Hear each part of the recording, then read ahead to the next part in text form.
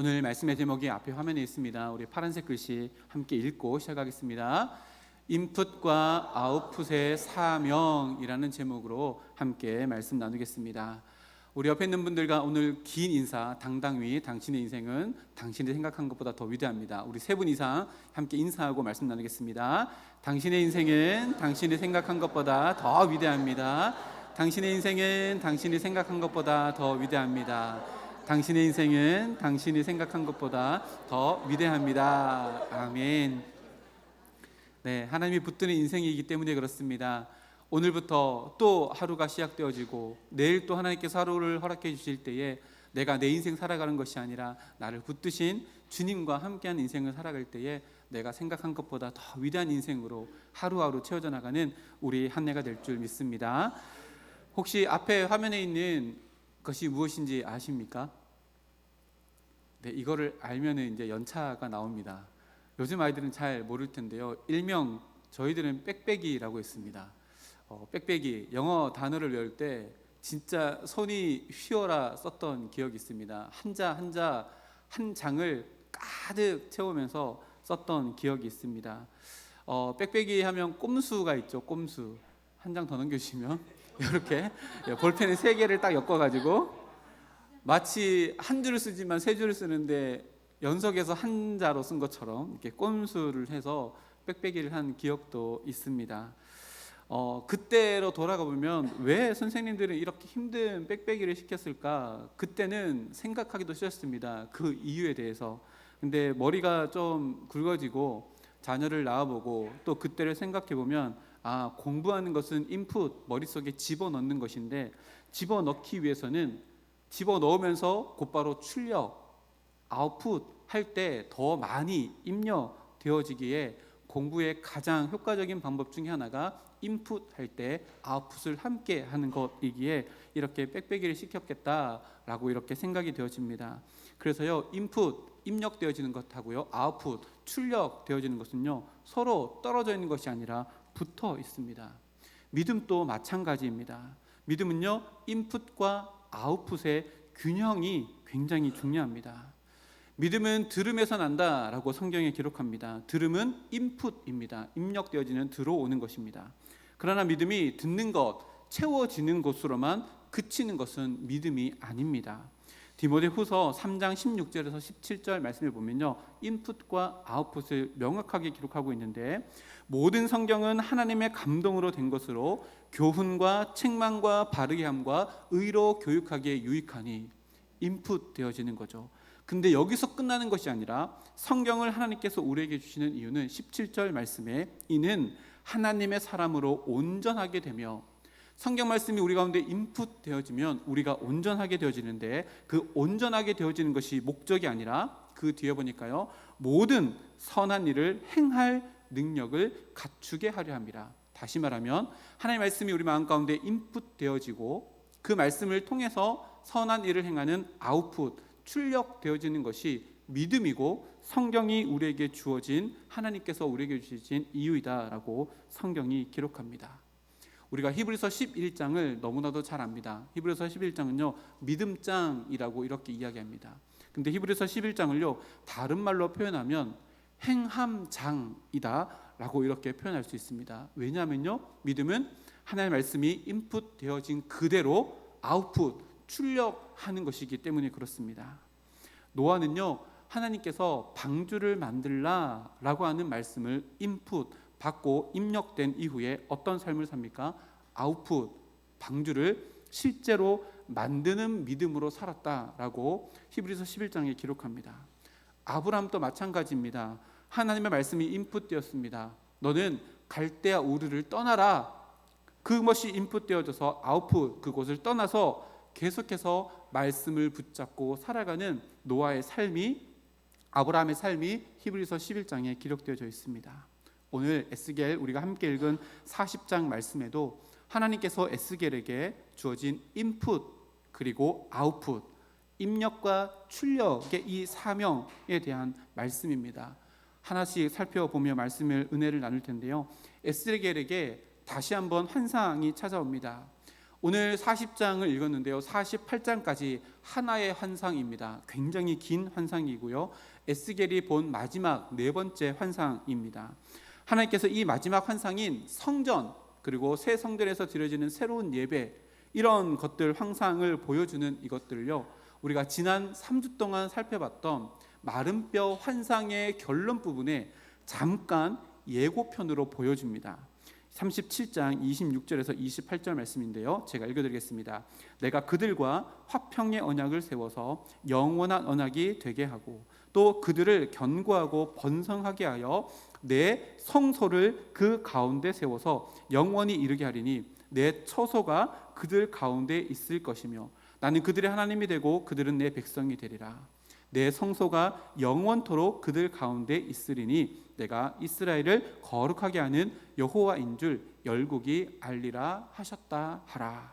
이 말씀을 보면요, 이거의 마른 뼈 환상이 되어서 마른 뼈가 여호와의 군대가 되고 난 이후에 하나님께서 그들 가운데 하나님의 성소를 만들고 하나님의 처소를 만들어서 영원히 그 하나님의 군대가 된 하나님의 백성과 함께 하겠다라고 하는 약속을 예고편으로 보여주고요, 40장부터 48장 그 환상 가운데 다시금 확인시켜주는 환상이 이 마지막 네 번째 환상입니다. 이 말씀을요, 우리 삶 가운데 적용하며 몇 주간 살펴보려고 합니다. 바라고 원학기는 성령의 생기가 불어와 하나님과 함께 순항하는 공동체의 모습이 어떤 모습인지를 이 에스겔서의 마지막 이 환상을 통해 우리 모두가 다 함께 깨닫고, 우리 교회도 우리 가정도 내가 속한 부서와 내가 속한 기관, 그 모든 기관이 하나님께서 거하시는 처소, 하나님의 임재하심을 경험할 수 있는 장소가 되기를 주님의 이름으로 축복합니다. 1절 말씀, 1, 2절 말씀을 보니까요, 에스겔이 여호와의 권능의 인도함을 받아서 지금 바벨론 포로로 있는데 환상 가운데 이스라엘로 이동하게 되어집니다. 거기에 도착해서 매우 높은 산으로 인도함을 받습니다.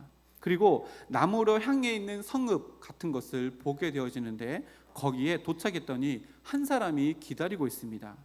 모양이 녹같이 빛난 사람 하나라고 이렇게 표현되어지는데 하나님의 천사로 보는 것이 일반적인 견해입니다.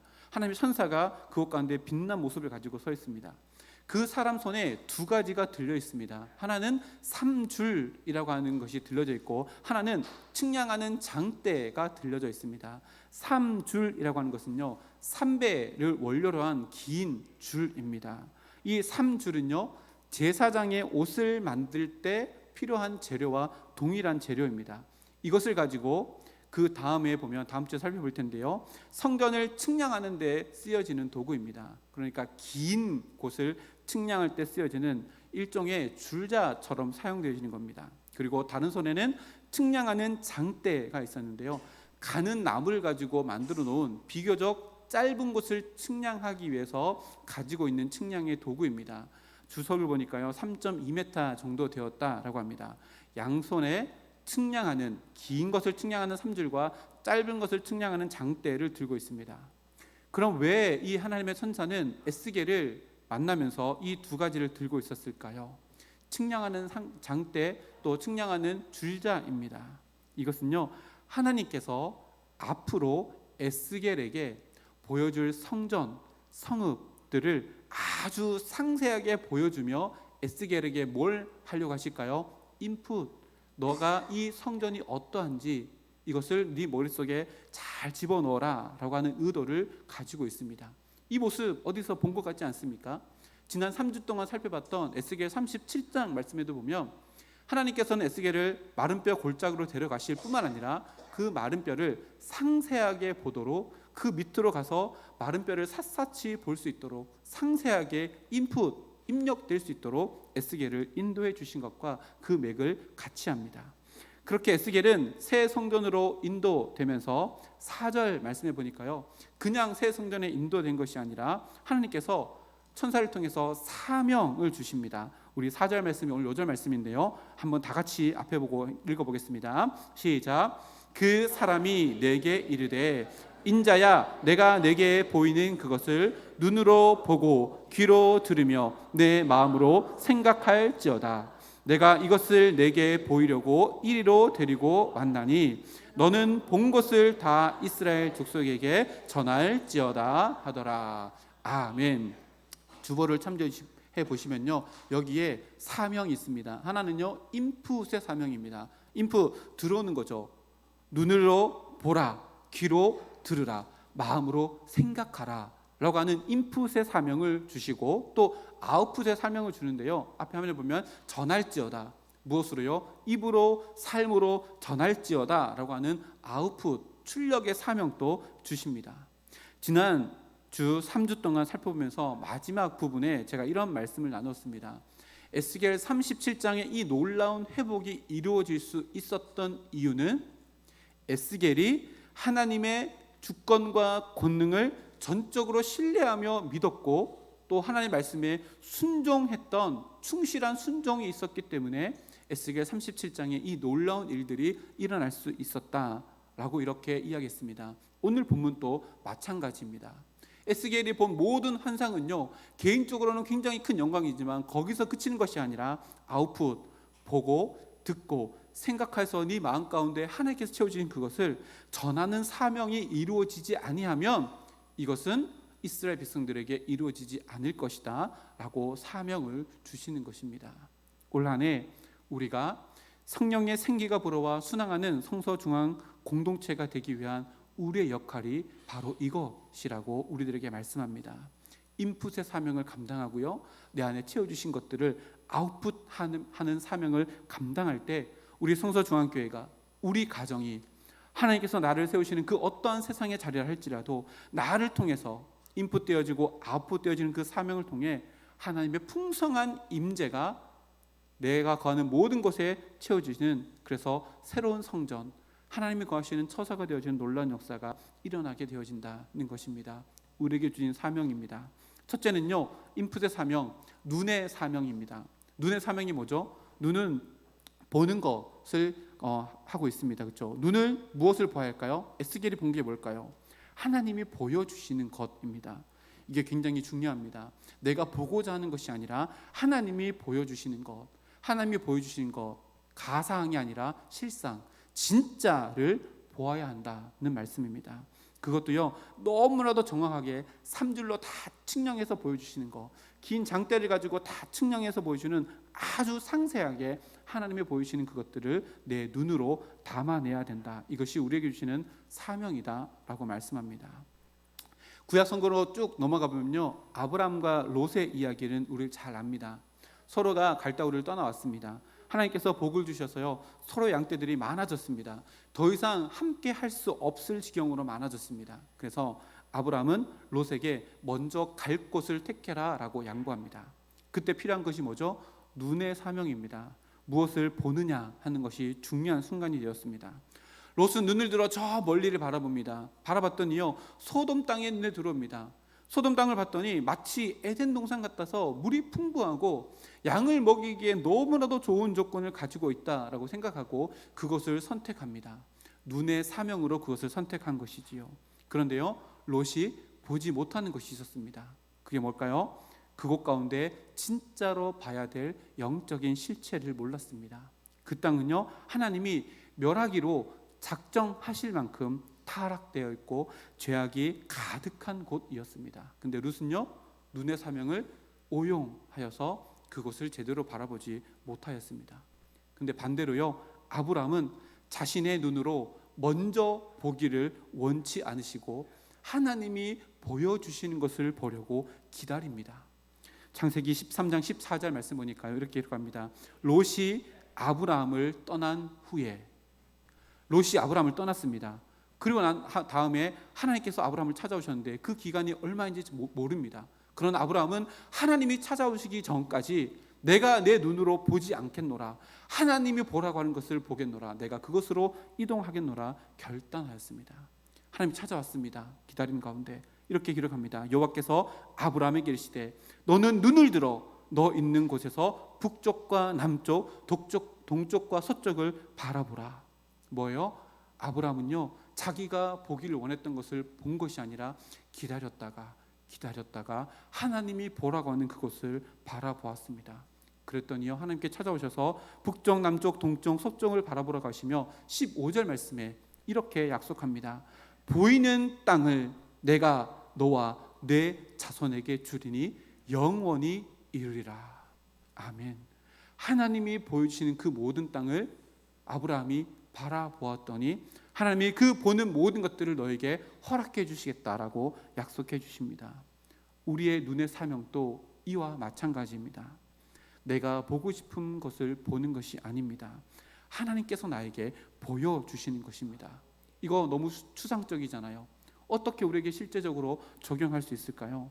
하나님은요, 말씀을 통해서 하나님의 뜻을 우리에게 보여주십니다.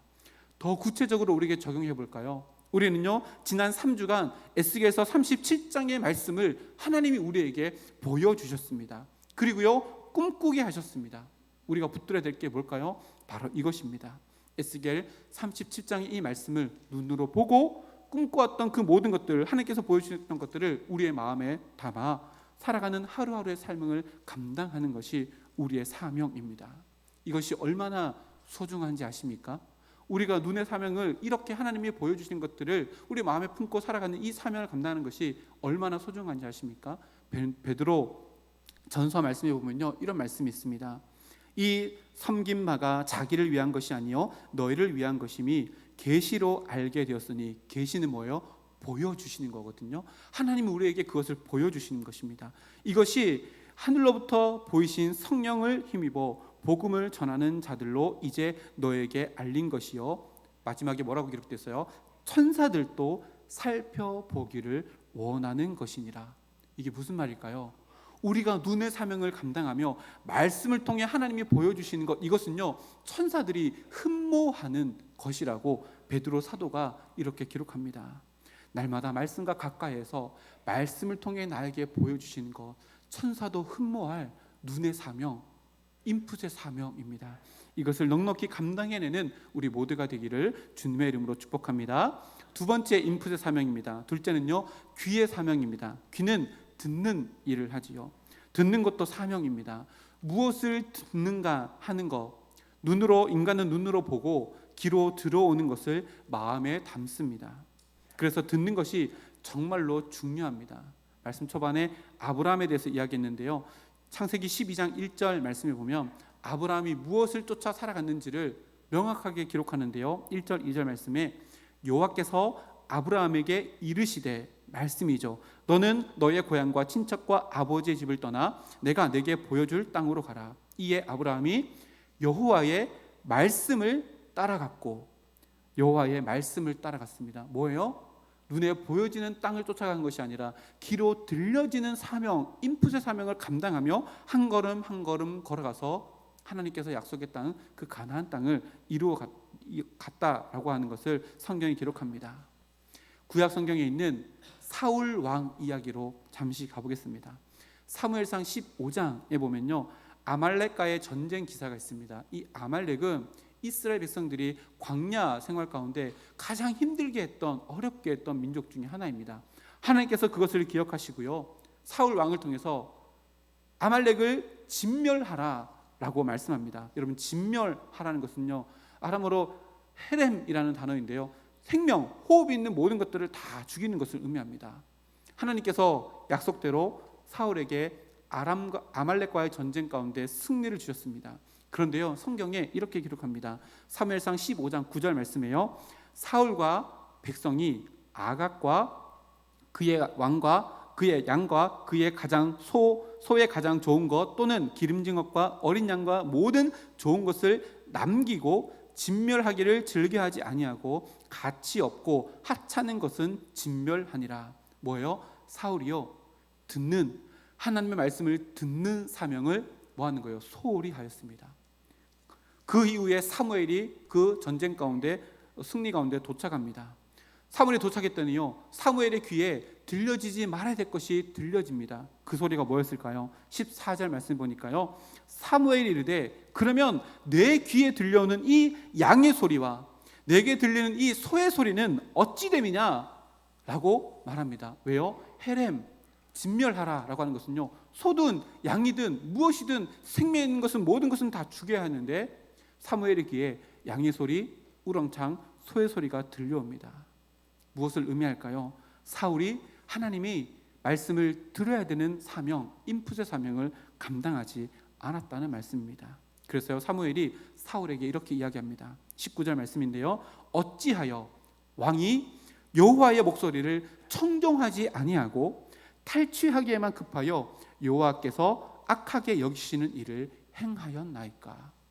우리가 무엇을 듣느냐 하는 것은요, 이렇게 중요합니다. 일상의 삶의 자리에서 우리의 귓가에 들려오는 소리가 어떠한 소리입니까?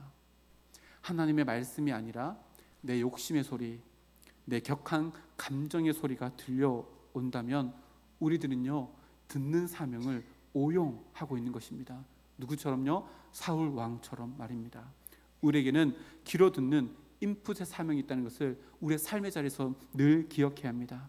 그래서 날마다 하나님의 음성을 내 귓가에 울려 퍼질 수 있도록 내 삶을 컨트롤할 수 있어야 합니다. 이것을요, 실제적으로 우리의 삶 가운데 적용해 볼까요? 어떻게 하면 귀로 듣는 인풋 사명을 잘 감당할 수 있는 삶을 살아갈 수 있을까요? 하나밖에 없습니다. 예배 자리로 나오는 것입니다. 주일만 참석했다면요, 이제 수예배에 참석하셔야 합니다. 금요 예배에 참석하셔야 합니다. 기도의 소리가 가득하고 찬양의 소리가 가득하고 하나님의 말씀이 선포되어지는 이 예배 자리 가운데 우리의 귀를 내어 드릴 때에 우리는요, 듣는 사명을 넉넉히 감당해낼 수 있습니다. 지금보다요 더 예배 자리를 사모할 수 있는 우리 모두가 되기를 주님의 이름으로 축복합니다. 다음으로 인풋의 사명은요, 머리, 마음의 사명인데, 머리와 마음은 생각하는 사명입니다. 우리의 마음에 하나님께서 보여주시고 들려주신 것을 담아내는 사명이 이 세 번째, 마음으로 하는 사명, 머리로 하는 사명, 생각하는 사명입니다. 인풋이라는 단어가 영어인데요, in이랑 put이 연결되어져 있습니다. in은 뭐뭐 안에 라는 뜻이고, put은 여러 가지가 있는데요, 넣다, 집어넣다, 밀어넣다, 들어가게 하다 라고 하는 의미입니다. 그러면 하나님께서 나에게 보여주시고 들려주시는 것을 내 마음 가운데 밀어넣고 집어넣는 것을 이 세 번째 인풋의 사명이라고 할 수 있는데요, 한번 생각해 보십시오. 우리는 눈으로 봅니다.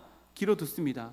그러나 우리가 눈으로 보는 모든 것들, 귀로 듣는 모든 것들을요, 우리의 마음에 다 저장하지 않습니다. 그러면 어떤 것들이 우리 마음 가운데 저장되어질까요? 우리의 마음에 저장되어지는 것은요, 눈으로 본 것, 귀로 듣는 것을 내 마음으로 감싸 안는 것만 내 마음 가운데 저장되어집니다. 지난 일주일간 명절을 잘 보냈을 겁니다. 그렇죠? 친지들과 굉장히 많은 대화들을 주고받았을 겁니다. 친지들과 나눈 그 많은 대화들을 다 눈으로 보고 귀로 들었다고 우리 마음 가운데 다 채워져 있으십니까? 아니요, 그렇지 않습니다. 친지들과의 대화 가운데요, 때로는 서운한 마음이 감싸 안았던 말이 내 마음 가운데 남습니다. 친지들과 나눴던 대화 중에요, 하나님의 은혜를 기억하게 하는 그 말이 내 마음에 감싸 안아서 그 말이 내 마음 가운데 채워지게 됩니다. 다시 말하면 어떠한 말이냐가 중요한 것이 아니라요, 어떠한 마음으로 그것을 품느냐 하는 것이 우리 마음 가운데 그 말이 눈에 보여지는 것이 내 마음 가운데 저장되어진다는 말씀입니다. 하나님의 말씀이요, 그렇게 우리 마음 가운데 저장되어집니다. 하나님의 말씀이요, 나를 향한 사랑이라고 느끼고 그 말씀을 품을 때 그 말씀이 내 마음 가운데 저장되어집니다. 하나님의 말씀이 내 삶을 회복의 길로 이끄는 능력의 말씀이라고 믿고 그 말씀을 내 마음으로 품고 감싸 안을 때 비로소 하나님의 말씀은요, 우리 마음 가운데 채워지게 됩니다. 깜짝 놀랄 질문을 하나 드릴까요? 진짜 놀라실걸요? 저거는요, 올해 받은 제 말씀이거든요. 올해 받은 말씀 다 기억하시나요? 다 기억하시나요? 지금 이렇게 질문했는데 기억 안 나신다면 뭘 의미할까요? 그 말씀을요, 우리의 가슴으로 품지 않았다는 것을 의미합니다. 지난주 구역 예배를 다 마치고 피드백이 이렇게 들어왔는데요, 올해 말씀 나누면서 눈물로 이 말씀을 나누었다 라고 하는 말씀을 듣고요, 제 마음이 너무 따뜻해졌습니다. 눈물로 이 말씀을 나눴던 게 뭐예요? 이 말씀을 내 가슴으로 품고, 이 말씀은 하나님께서 진짜 나에게 주신 말씀이야 라고 가슴으로 품었기 때문에 눈물로 이 말씀을 나누었습니다. 말씀을요 듣고 마음에 심는 방법이 바로 이것입니다. 그 말씀을 가슴으로 끌어안을 때에 비로소 이 말씀이요 나를 향한 말씀이 되는 것입니다. 오늘 한 해 살아가면서 우리가 수많은 말씀들을 대하게 될 것입니다.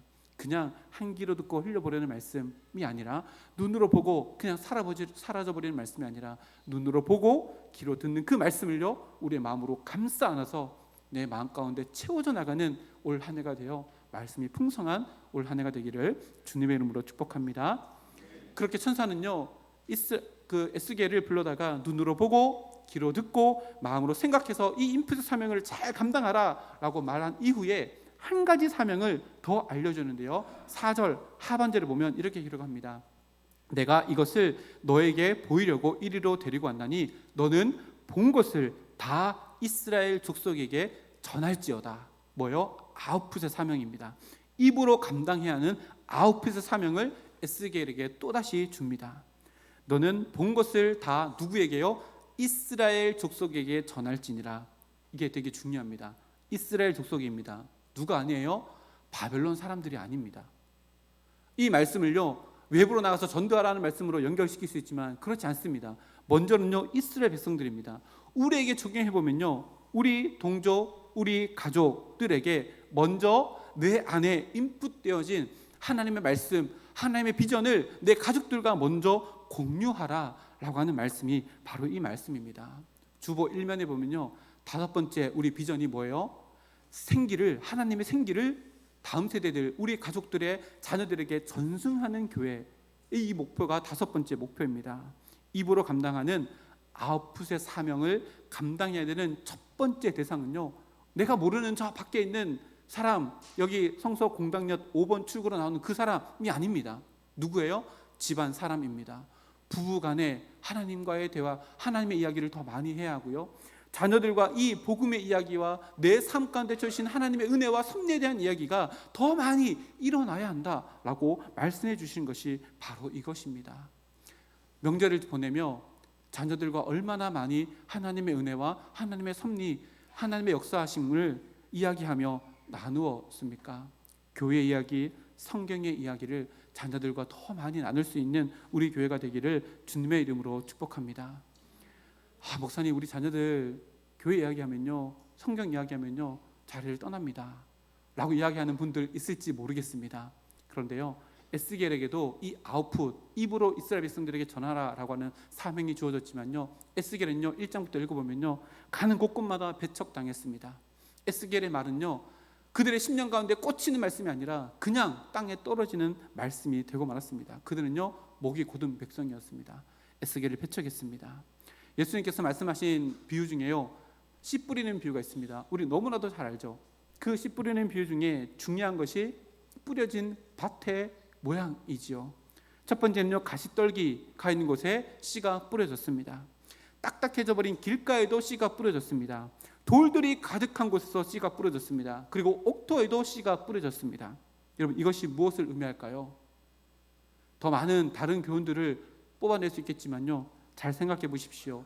씨 뿌리는 사람은요 밭에 어떠함을 생각하지 아니하고 씨 뿌리는 사명을 감당했다는 것을 의미합니다. 가시밭에도요 씨를 뿌리는 사명을 감당했습니다. 돌짝밭과 같은 그 마음에도요 씨 뿌리는 사명을 감당했습니다. 길가와 같이 딱딱해져 있는 그 마음 가운데도요 씨 뿌리는 사명을 감당했습니다. 밭에 어떠함을요 핑계하지 않았습니다. 아웃풋, 씨 뿌리는 것이 아웃풋이잖아요. 아웃풋의 사명을 넉넉히 감당해내었습니다. 나의 배우자가, 나의 자녀가, 나의 친지들이, 나의 자녀들이 이러한 밭의 모양을 하고 있다 할지라도요, 우리가 감당해야 될 것, 씨 뿌리는 아웃풋의 사명은요 우리가 감당해야 한다고 주님도 말씀하십니다. 에스겔 37장에 마른 뼈 결자기에서 하나님은 에스겔을 대언자, 다시 말하면 씨 뿌리는 사람, 아웃풋 사명을 감당하는 사람으로 우리를 불렀습니다. 또다시 40장에서도요, 오늘 본문에서도요 에스겔을 그렇게 부르셨습니다. 우리도 하나님께서 그렇게 부르십니다. 내가 가지고 있는 것, 하나님께서 나에게 주어주신 것, 그것을 내 자녀들과 내 친지들에게 전하라라는 아웃풋의 사명을 우리들에게 허락해 주셨습니다. 성경에 보니까요, 우리를 부활의 증인이라고 이렇게 이야기합니다. 여러분, 증인이라고 하는 것은 법적 용어이잖아요. 그 제가 법적 용어 사전을 검색해 봤더니요, 이렇게 기록합니다. 증인은 소송법에서 법원 또는 법관에 대해서 소송 당사자가 아니면서 법원의 신문에 대해서 자기가 경험한 사실을 진술하는 사람, 자기가 경험한 것, 인풋되어진 것을 진술하는 사람이 누구예요? 증인입니다. 근데 우리는 누구예요? 부활의 증인입니다. 부활이 뭡니까? 복음의 진수이잖아요. 하나님께서 우리에게 인풋해 주신 복음의 진수를 아웃풋하는 사람이 우리라고, 성경은 구약 성경부터 요한계시록 마지막까지 우리를 그런 사람이라고, 우리 안에 아웃풋의 사명이 있는 사람이라고 우리를 소개합니다. 두렵습니다. 전도하는 거 두렵고요, 내 가족을 나를 너무나도 잘 알기에 말씀을 증거하는 것도 두렵습니다. 그러나 그 두려움을 없앨 수 있는 방법이 있습니다. 뭐예요? 말씀을 의지하면 됩니다. 어떤 말씀이요? 누가복음 12장 11절 12절 말씀입니다. 사람이 너희를 회당이나 위정자나 권세 있는 자 앞에 끌고 가거든 어떻게 무엇으로 대답하며 무엇으로 말할까 염려하지 말라. 왜요? 12절 말씀에 마땅히 행할 말을 성령이 누구십니까? 우리를 성전 삼으시고 우리 안에 내주하시는 그 성령 하나님께서 그때에 너희에게 가르치시니라. 아멘. 하나님께서요, 우리가 용기 내어서 아웃풋의 사명을 감당하기로 결단해서 입을 열면 우리 마음 가운데 있는 성령 하나님이요, 그 입을 주장하셔서 내가 원하는 것이 아니라요, 하나님께서 원하시는 말씀을 증거하게 되어지고 가족들과 함께 하나님의 섭리를 나누고 은혜를 나눌 수 있도록 인도해 주신다라고 약속해 주셨습니다. 올 한 해 믿음의 용기를 내어서 가족들에게 이 아웃풋의 사명을 감당할 수 있는 우리 모두가 되기를 주님의 이름으로 축복합니다. 그러기 위해서는 어떤 사명이 먼저 되어야 된다고요? 인풋의 사명입니다. 여러분, 예배 자리를 더 갈급해하고 나오셔야 합니다. 오후 예배 때 이 이야기를 더 할 거거든요. 그래서 오늘 제가 원래 7장을 준비하는데 오늘 10장을 준비했어요. 제가 말이 좀 빨랐죠. 근데 12시 안에 다 끝냈습니다. 말을 빠르게 해가지고. 이 아웃풋의 사명을 감당하기 위해서 인풋의 사명을 더 감당하기 위해서는요, 한 가지밖에 없습니다. 여러분, 눈이 어디 붙어 있습니까? 얼굴에 붙어 있죠. 귀가 어디 붙어 있습니까? 얼굴에 붙어 있습니다. 입이 어디에 붙어 있죠? 얼굴에 붙어 있습니다. 얼굴은 어디 붙어 있죠? 몸에 붙어 있습니다. 그러면 그 몸을 인풋할 수 있는 장소로 옮겨 놓으면 하나님께서 우리를 인풋하게 만드시고, 인풋되어져 있는 우리를요, 세상 가운데로 내보내실 때 그 어떠한 것이라도 용기 내어서 아웃풋의 사명을 감당하겠노라. 용기 내면 누가 일하셔요? 내 안에 계시는 성령 하나님께서 아웃풋의 사명을 감당할 수 있도록 지혜를 주시고 여건을 마련해 주실 것입니다.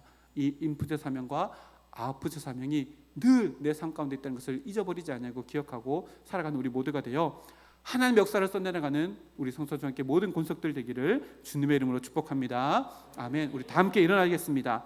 다 함께 일어나서 우리 앞에 있는 우리 빨간색 글씨 우리 힘차게 읽고 우리 찬양하고 기도하고 축도하도록 하겠습니다. 함께 읽겠습니다. 시작. 어디서는 인풋과 아웃풋의 사명을 잊지 맙시다. 아멘.